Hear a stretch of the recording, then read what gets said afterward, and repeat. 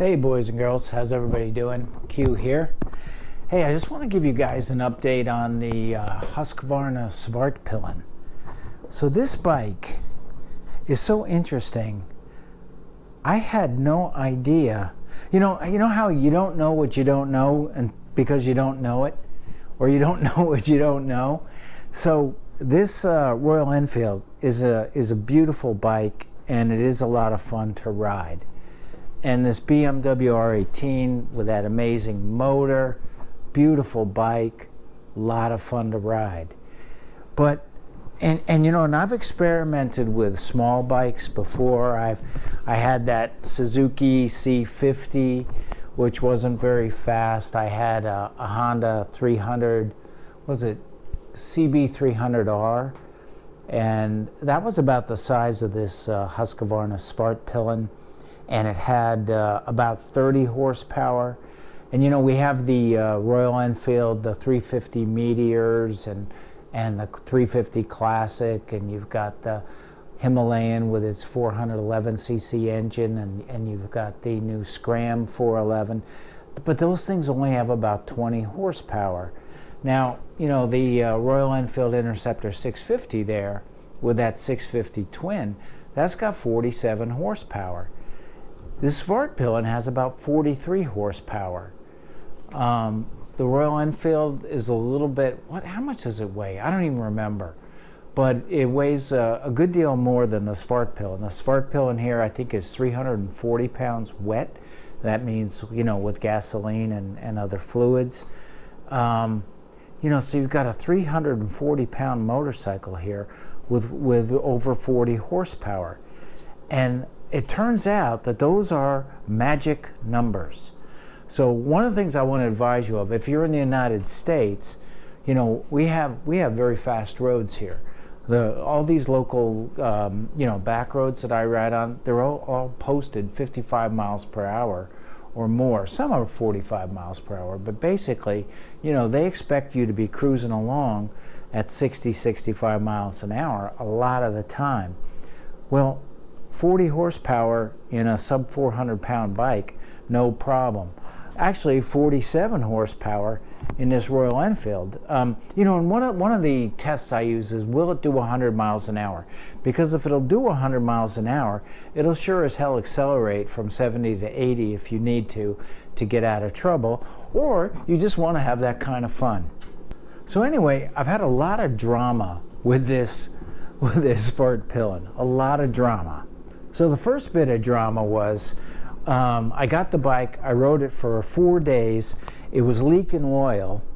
It turned out to be leaking oil out of this front plug down here, which is so hard to see. I don't know if you can see it or not, but trust me, it's there. There's an oil plug there, and there's an oil plug right here. So I called up the shop, because I bought this brand new. A lot of bikes I buy used. I bought the BMW used.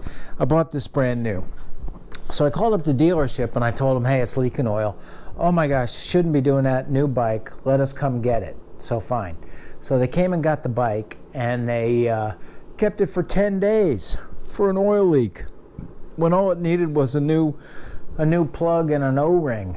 But anyway, finally, they brought the bike back to me. It's like, and meanwhile, I love this bike. I want to ride this bike. This bike is so much fucking fun. It's the most fun bike I've ever owned. So they bring it back to me. I start riding it. In no time at all, I've got 750 miles on it, right?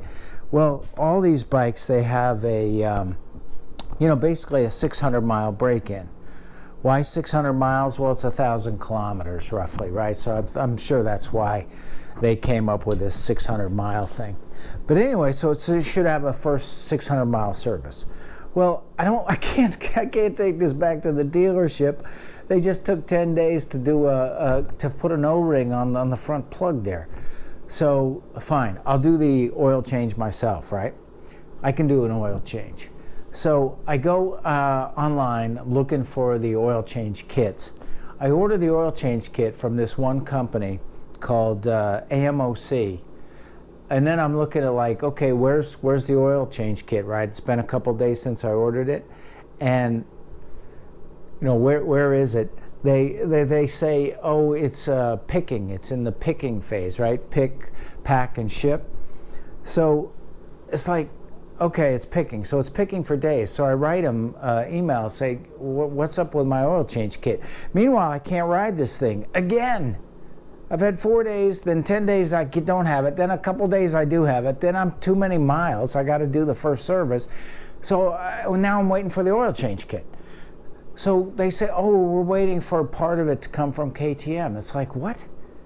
KTM is notoriously backlogged. So I said, either get this to me by last Friday or forget it.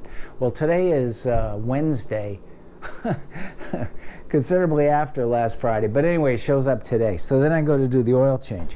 What an oil change.